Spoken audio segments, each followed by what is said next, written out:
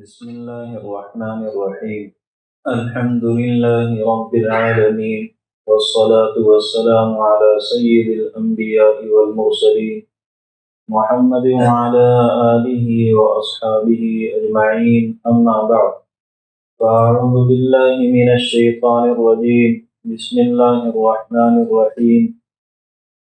وإن طائفتان من المؤمنين اقتتلوا فأصلحوا بينهما، فإن بغت إحداهما على الأخرى فقاتلوا التي تبغي حتى تفيء إلى أمر الله، فإن فاءت فأصلحوا بينهما بالعدل وأقسطوا إن الله يحب المقسطين. إنما المؤمنون إخوة فأصلحوا بين أخويكم واتقوا الله لعلكم ترحمون. وقال النبي صلى الله عليه وسلم: المسلم أخو المسلم لا يظلمه ولا يخذله ولا يحقره. وقال النبي صلى الله عليه وسلم: مثل المؤمنين في توادهم وتراحمهم وتعاطفهم مثل الجسد إذا اشتكى عضو منه تداعى له سائر الجسد بالسهر والحمى، او کما قال علیہ الصلاۃ والسلام۔ پچھلے جمعے ہم نے ایک سلسلہ شروع کیا کہ سورۃ الحجرات میں اللہ تعالیٰ نے معاشرے کے متعلق ہماری سوشل لائف کے بارے میں جو احکام ہمیں دیے ہیں ان احکام کو ہم سمجھ لیں۔ سورۃ الحجرات اس طرح کی صورت ہے، اگر کوئی شخص اس کو اچھے ڈھنگ سے سمجھ لے تو وہ بندے کا تعلق اللہ سے کیسا ہونا چاہیے، اللہ کے رسول صلی اللہ علیہ وسلم سے کیسا ہونا چاہیے، اور پھر آپس میں لوگوں کا ایک دوسرے سے تعلق کیسا ہونا چاہیے، ہر سطح پر ہر رشتے کی حیثیت کو بہت اچھے ڈھنگ سے سمجھاتی ہے۔ لیکن اپنے اس سلسلے میں ہم کوشش کریں گے صرف سوشل لائف کو سمجھنے کی، معاشرتی زندگی کو سمجھنے کی، کہ ہمارے سامنے جو حالات آتے ہیں لوگوں کے ساتھ معاملات بہتر بنانے کے لیے یا بگڑتے ہوئے معاملات کو سنبھالنے کے لیے، یا لوگوں کی اپنی زندگی کے اندر جو بگاڑ سدھار ہے ان سے ہمارا کیا تعلق ہونا چاہیے، ان کے بارے میں ہمارا کیا رول کیا کردار ہونا چاہیے، یہ چیز ہم سمجھ لیں۔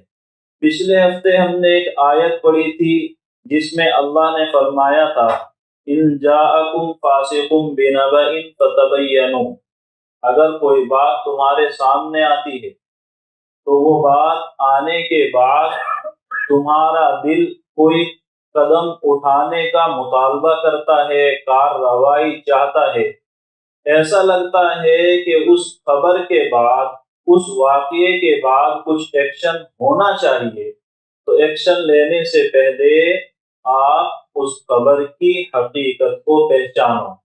واقعہ جو یہ بتانے والا بتا رہا ہے ویسا ہی ہے، اتنا ہی ہے، یا پھر اس میں کچھ گھٹا بڑھا کر کے پیش کیا گیا ہے، یا سرے سے کچھ ہے ہی نہیں، آپ نے اس کے کہنے پر اس کو مان لیا ہے۔ تو جب کوئی قدم اٹھانے چلو تو اس کی حقیقت کو پہچاننے کی کوشش کرو۔ جب ہم یہ کریں گے تو بہت سارے معاملات وہ ہیں جو یہی ختم ہو جاتے ہیں۔ اللہ تعالی ہمیں ایک امت کی حیثیت سے دیکھنا چاہتا ہے۔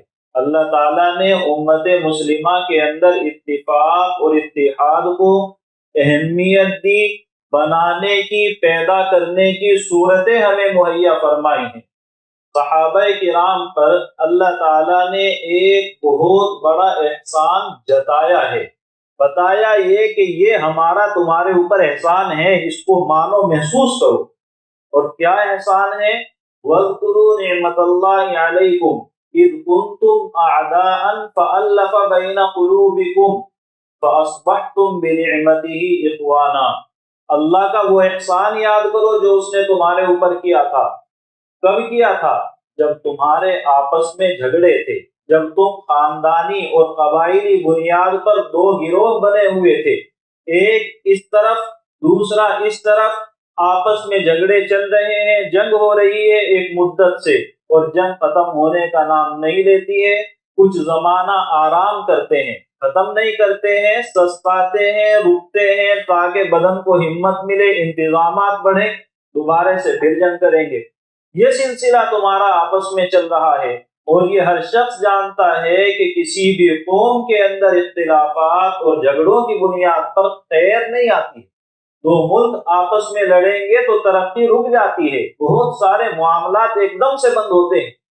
تو اللہ نے صحابہ کو کہا، تم جب آپس میں سے جھگڑ رہے تھے، اللہ نے تمہارے دلوں کو ملا دیا، آپس میں محبت پیدا کر دی، اور اب تم بھائی بھائی بن گئے۔ تم بِنِعْمَتِهِ، یہاں بھی نعمت کا لفظ، اللہ کے فضل سے، اللہ کی رحمت سے تمہیں یہ اللہ کا یہ خاص فضل حاصل ہوا کہ آپس کے رشتے بھائی چارے میں بدلے۔ تو آپس میں اتفاق، آپس میں اتحاد، ایک دوسرے کے ساتھ ذہنی طور پر ساری رنجشیں ختم۔ یہ اگر کسی معاشرے میں آ جائے تو معاشرہ بڑا خوبصورت ہے، یہ کسی گھرانے میں آ جائے، گھرانہ بہت سکون کا ہے۔ یہ دو میاں بیوی کے رشتے میں آ جائے، آپس میں نہ یہ اس کی طرف سے بدزن ہے نہ وہ اس کی طرف سے بدزن ہے، آپس میں میاں بیوی کا رشتہ بہت خوبصورت چلتا ہے۔ یہی چیز اولاد کی اپنے باپ کے ساتھ ذہنیت بن جائے، میرا باپ میرا ہمدرد ہے، باپ یہ سمجھ لے کہ میرا بیٹا شریعت کو بھی فالو کرتا ہے اور میری بھی بات کو ٹالتا نہیں ہے، نظر انداز نہیں کرتا ہے، دونوں کا رشتہ بہت خوبصورت ہے۔ تو جہاں جہاں آپس میں محبت آئے گی، نفرتیں ختم ہوگی، جہاں جہاں آپس میں خیر خواہی آئے گی، جہاں جہاں آپس میں بد گمانیاں، آپس میں غلط فہمیاں ختم ہو جائیں گی، وہاں زندگی خوبصورت ہے۔ اور وہی لوگ، وہی آدمی ہو، وہی گھرانہ ہو یا وہی معاشرہ ہو یا وہی ملک ہو، جس کے اندر یہ آپس کے معاملات خراب نہ ہو، آپس میں ایک دوسرے کے تعاون کا ماحول بن جائے، ایک دوسرے کی حمایت کا ماحول بن جائے، تو وہ جو کردار نبھا سکتا ہے، وہ جو ترقی کی ایک مثال بن سکتا ہے، دوسرا شخص، دوسرا کوئی بھی فتنہ رکھنے والا، کوئی بھی جھگڑے رکھنے والا، نہ خاندان، نہ گھرانہ، نہ کوئی معاشرہ، نہ کوئی ملک اس کے برابر نہیں آ سکتا۔ جب جب اختلافات ختم ہوں گے، جب جب اتحاد اور اتفاق بنے گا، نئی سوچ پیدا ہوگی، سکون کا ماحول بنے گا۔ اللہ کے رسول صلی اللہ علیہ وسلم نے مدینہ تشریف لانے کے بعد سب سے پہلے عملی طور پر یہ کیا ہے کہ صحابہ کے درمیان بھائی چارہ قائم کیا ہے۔ اللہ کے رسول نے مدینہ آنے کے بعد سب سے پہلے جو کام کیے، ان میں کام یہ کہ مدینے میں جتنے غیر آباد تھے، چاہے وہ یہودی ہوں، چاہے مشرکین عرب ہوں، چاہے عیسائی ہوں، سب سے صلح کی ہے۔ ہمارا تمہارے ساتھ کوئی جھگڑا نہیں ہے، تم اپنی زندگی جیو، ہمیں اپنا کام کرنے دو۔ مقصد اگر آپس میں ایک رہے، اگر آپس میں الجھنے سے بچے رہے، معاملات آسان ہیں۔ تو اللہ کے رسول صلی اللہ علیہ وسلم نے فرمایا، المسلم اخو المسلم، ایک مسلمان دوسرے مسلمان کا بھائی ہے۔ بھائی ہونے کا مطلب تین چیزیں اللہ کے رسول نے فرمائی۔ لا یظلمہ، وہ اس پر ظلم نہیں کرتا ہے۔ جب آپ کسی کی غیبت کرتے ہیں، اس کی عزت چھیننے کی کوشش کرتے ہیں، جب آپ کسی کو تکلیف جسمانی طور پر دیتے ہیں تو ظلم کرتے ہیں، کسی کا مال ناحق کھا جاتے ہیں، دبانے کی کوشش کرتے ہیں، ظلم کرتے ہیں، کسی کو دوسرے پر ظلم کرنے میں مدد کرتے ہیں تو آپ ظلم کرتے ہیں۔ غرض جہاں جہاں آپ دیکھیں کہ ایک آدمی کا حق آپ کی وجہ سے جا رہا ہے یا آپ خود چھین رہے ہیں، تو یہ ظلم ہے۔ اللہ کے رسول نے فرمایا کہ ایک مسلمان دوسرے مسلمان پر ظلم نہیں کرتا ہے، اس کی عزت کی حفاظت کرتا ہے، اس کے مال کی حفاظت کرتا ہے، اس کی اولاد کی حفاظت کرتا ہے۔ اور لا یخذلہ، جب اس پر ظلم ہو رہا ہو تو وہاں خاموش تماشائی نہیں بنتا ہے۔ آپ کو معلوم ہے جہاں دو آدمیوں کے درمیان جھگڑا ہو، جہاں ایک شخص دوسرے کی جان کے در پہ ہو، دوسرے کو ختم کرنے کی کوشش کر رہا ہو، اور آپ وہاں کھڑے ہو کر ویڈیو بنانے لگ رہے ہوں، اور اسی چیز کی شکایت عدالت میں پہنچ جائے، یہ ملکی قانون کے مطابق بھی جرم ہے۔ افسوس یہ ہے کہ کوئی کارروائی کے لیے سوچتا نہیں۔ جہاں بھی جرم ہے، جہاں بھی ظلم ہے، اللہ کی عدالت میں بھی جرم ہے۔ جب آپ کو دکھ رہا ہے کہ ان دونوں میں جھگڑا ہو رہا ہے تو آپ کی ذمہ داری ہے قدم اٹھائیں، تماشائی نہ بنیں۔ سب سے پہلے تو ذمہ داری اس شخص کی جو جھگڑ رہا ہے، جھگڑے کی وجہ تلاش کریں۔ جھگڑے کی وجہ کچھ بہت بڑی نہیں ہوگی، اس نے اس کی ناک پر مکہ مارا تھا، اس کی وجہ سے اتنا بڑا جھگڑا کھڑا ہو گیا، اور ناک پر مکہ مارنے کا مطلب صرف انا کو چوٹ پہنچائی تھی۔ اس کی عزت جس کو یہ سمجھ رہا تھا اس نے وہ نہیں کی، جو اہمیت اس کو ملنی چاہیے تھی، جو ویلیو اس کی گاڑی کو ملنی چاہیے تھی کہ رستہ وہ دیتا، اس نے نہیں دیا تھا۔ اس کے آنے کے بعد جو اس کو کھڑا ہونا چاہیے تھا وہ کھڑا نہیں ہوا۔ اس کا نام لینے کے وقت میں جس ڈھنگ سے اس کو نام لینا چاہیے تھا اس نے نہیں دیا۔ اس کے سامنے سے آنے کے وقت میں اس کو جو سلوٹ کرنا چاہیے تھا وہ اس نے نہیں کیا۔ اس کی بنیاد پر لمبی سازشیں چل کر کے کوئی بہت بڑا حادثہ پلان کیا جائے گا، اور یہ ہوگا۔ کھلا کے گھر گیا تھا، اس نے اچھے ڈھنگ سے بات نہیں کی، اور بھی کچھ نہیں ہے، اس نے اس کے باپ نے اس کے باپ کے باپ نے ایسا کیا تھا، اس لیے اس گھر میں چین سکون مجھے رہنے نہیں دے۔ تو یہ ساری پلاننگ ایک شخص کرتا ہے، لیکن جس کے ساتھ کر رہا ہے وہ اپنی عقل کا استعمال نہیں کرتا ہے۔ جب ہم اپنے گھروں کے جھگڑوں کے حالات دیکھیں تو جھگڑا کیا ہے؟ شوہر گھر سے باہر سے آیا تھا، بیوی بن سور کر کے تیار تھی، اس نے آ کر تعریف نہیں۔ 2 گھنٹے کی محنت کے بعد کھانا بنایا ہے، اس نے تعریف نہیں کی۔ اس نے اس کام کو ایسے اچھے ڈھنگ سے ہینڈل کیا ہے، اس نے اس کی تعریف نہیں کی۔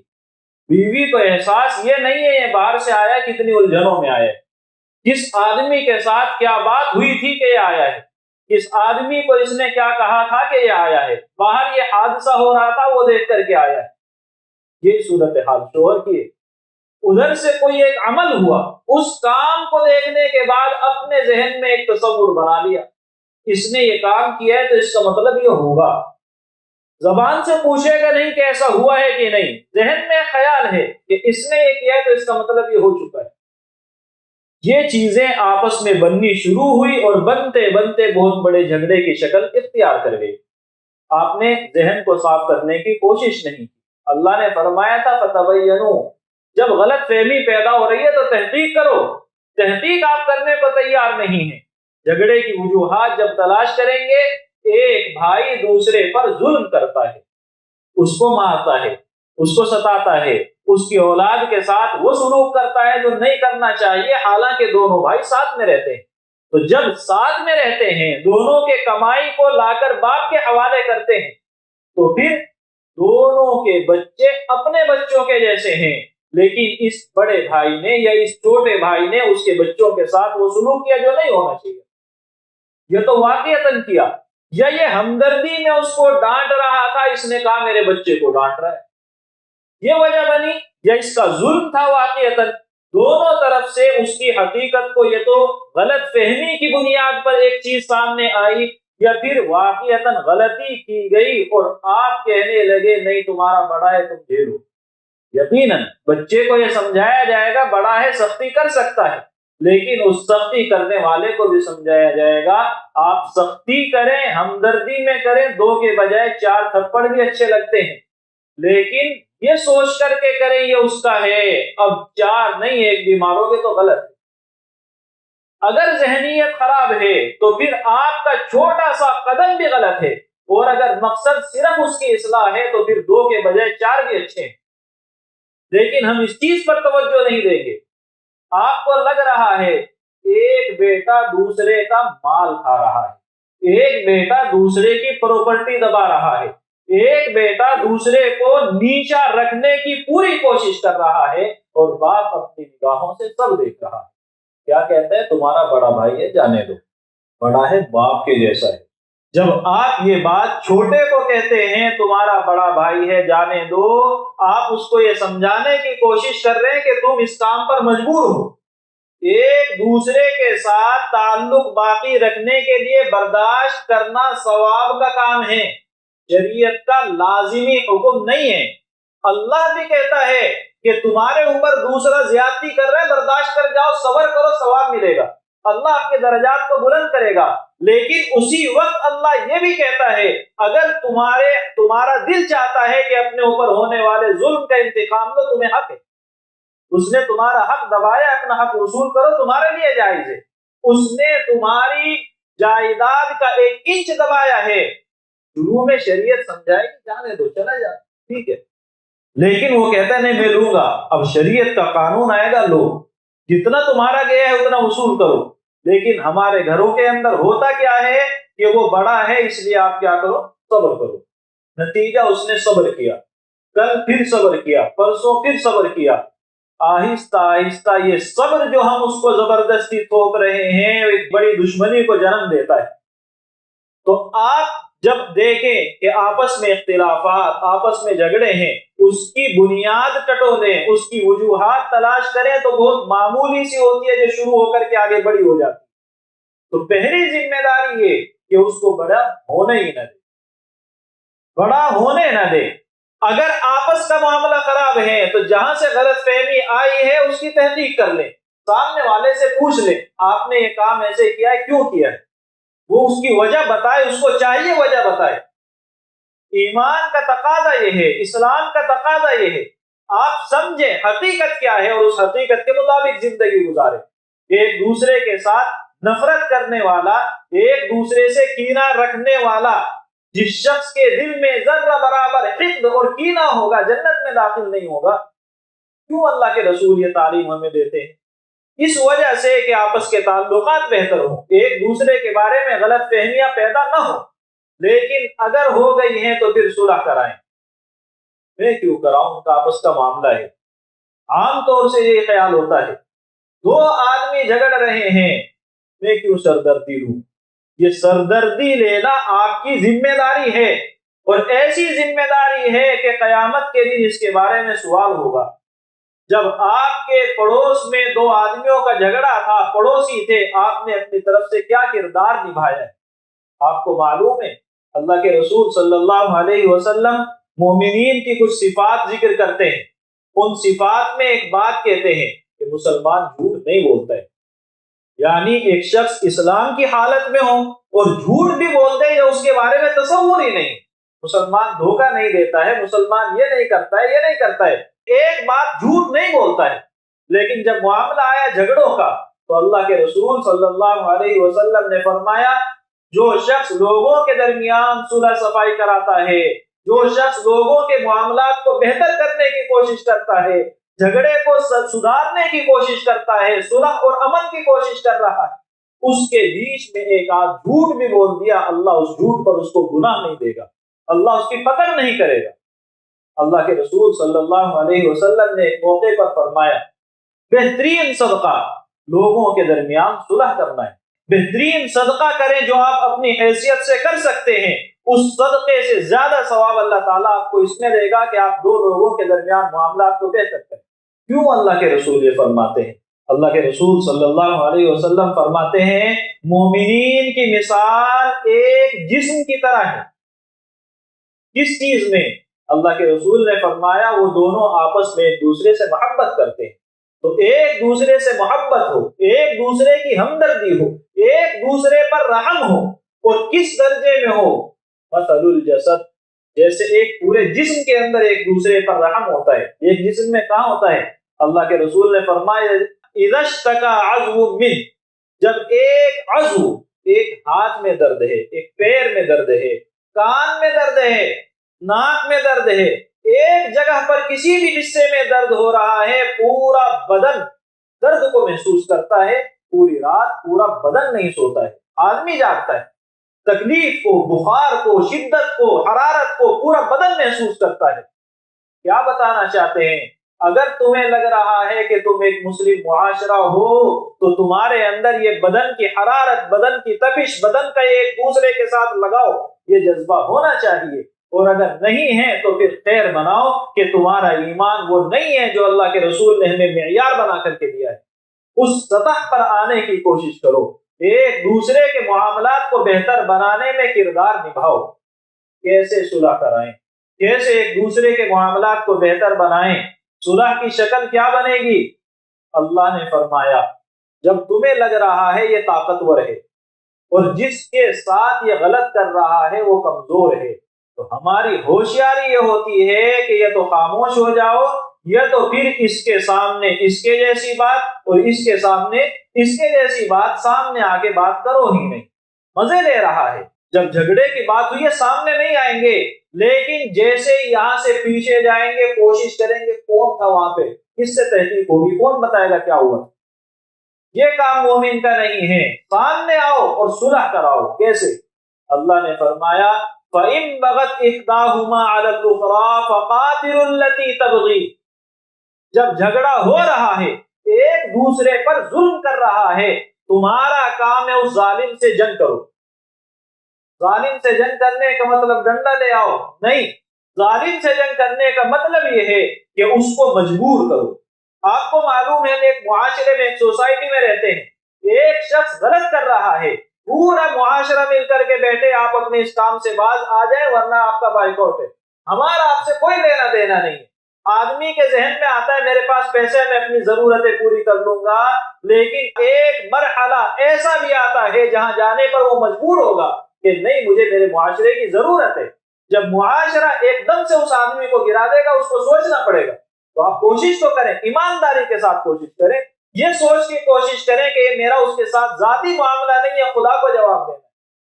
اللہ نے اگر اپنی رسی مضبوط کر دی تو میں کیسے نکلوں گا، اللہ نے پکڑ کر لی تو کیسے جان بچے گی؟ تو اللہ نے فرمایا جب حالات یہ بنے تو ظالم کے ساتھ تم سختی کا معاملہ کرو، اس کو اس کے ظلم سے رکنے پر مجبور کرو، جس طرح بھی کر سکتے ہو، حتی تفیء الی امر اللہ، جہاں تک کہ وہ اللہ کے حکم پر آ جائے، اپنے ظلم سے باز آ جائے۔ مطلب کیا ہے؟ آپ ایک اتفاق اجتماع کے ساتھ اس کام کو کریں گے، اللہ مدد کرے گا، اس کو سوچنے کی رغبت اللہ خود اس کے دل کے اندر پیدا کر دے گا، اور جب وہ آ جائے باز، جب وہ اپنی غلطی سے توبہ کر لے، جب وہ اپنے معاملات کو بہتر کرنے کی کوشش کرے، اب تمہاری ذمہ داری ہے بھائی اب بیٹھو صلح کرو۔ ابھی تک وہ ظلم سے نہیں باز آ رہا تھا، جب وہ باز آ گیا اب اس کو بٹھاؤ اور سمجھاؤ۔ کیا سمجھاؤ؟ اللہ کے حکم کے مطابق سمجھاؤ، عدل کی بات کرو، یہ نہیں کہ تم چھوٹے ہو تو دب جاؤ، وہ بیچارہ ایسا ہے تو دب جاؤ، وہ اتنا طاقتور ہے تو دب جاؤ، کہیں بھی نہیں، طاقتور ہو، کمزور ہو، غریب ہو، ہر جگہ پر اللہ کا حکم ہے کونوا قوامین بالقسط، انصاف کی بات کرنی ہے۔ باپ کے خلاف جا رہی ہے تو بھی حق کی بات کرو، ماں کے خلاف جا رہی ہے حق کی بات کرو، بھائی کے خلاف جا رہی ہے حق کی بات کرو، تمہارے خود کے خلاف جا رہی ہے حق کی بات کرو۔ اگر یہ نہیں کرو گے تو اللہ نے آخر میں بہت زبردست دھمکی دی ہے، واتقوا اللہ، خدا کا خوف کرو۔ جواب اللہ کو دینا ہے۔ جیسے تمہیں یہاں لگ رہا ہے میں اپنی عیش و عشرت میں ہوں، ویسے سوچو قیامت کے دن اللہ کا انصاف کا ترازو قائم ہوگا، اور وہاں تمہارے اوپر رحم ہونا ہے یا عذاب اللہ کے ہاتھ میں ہوگا، اور اس کا فیصلہ اللہ تمہارے دنیا کے اس معاملے کی بنیاد پر کرے گا کہ تم نے آپس کے جھگڑوں میں کیا کردار نبھایا تھا، کیا تم نے ایک شخص کو مجبور کیا تھا اپنا ظلم سہنے پر، کیا تم نے ایک شخص کے ساتھ اتنا ظلم کیا کہ جیسے دوسرا ظلم کر رہا تھا اس کے ساتھ میں حصے دار بن گئے تاکہ آپس میں جھگڑا نہ ہو۔ یعنی جھگڑے کو ختم کرنے کی ایک شکل مظلوم کو دبایا جائے، وہ خود کمزور پڑ جائے گا، تو اللہ کہے گا پھر اس مظلوم کے ساتھ میں ہوں، پھر آخرت میں تمہارا حساب میں لوں گا۔ اگر چاہتے ہو یہاں بھی تمہارے اوپر رحم ہو، اگر چاہتے ہو آخرت میں بھی تمہارے اوپر رحم ہو، اور یہ بات دھیان میں رکھنے کی ہے کہ آخرت کے معاملے کو سامنے آتے ہی ہم لوگ بے فکر ہو جاتے ہیں، تو اللہ یہ بات مسلمانوں کو کہہ رہا ہے، ان لوگوں کو کہہ رہا ہے جنہیں پتا ہے آخرت ہے، ان لوگوں کو کہہ رہا ہے جنہیں پتا ہے جنت جہنم ہے، انہیں کہہ رہا ہے جن کا یقین ہے کہ اللہ کا یہاں حساب دینا ہے، تو ان لوگوں کو اللہ کہتا ہے کہ تم اللہ سے ڈرو تاکہ تمہارے اوپر رحم ہو۔ جب معاملات خراب ہوں آپس میں صلح کرانے کی کوشش کریں، پوری کوشش کریں کہ ہمارے درمیان رنجشیں، عداوتیں، کینہ، کپٹ، بغض، حسد باقی نہ رہے۔ اس کی کوشش بندہ کر سکتا ہے، اور رحمت اور توفیق اللہ کی طرف سے آتی ہے۔ جب ہم کوشش کریں گے اللہ کی طرف سے رحمتیں ضرور آئیں گی۔ اللہ تعالی ہم سب کو سمجھنے کی، عمل کی توفیق عطا فرمائے۔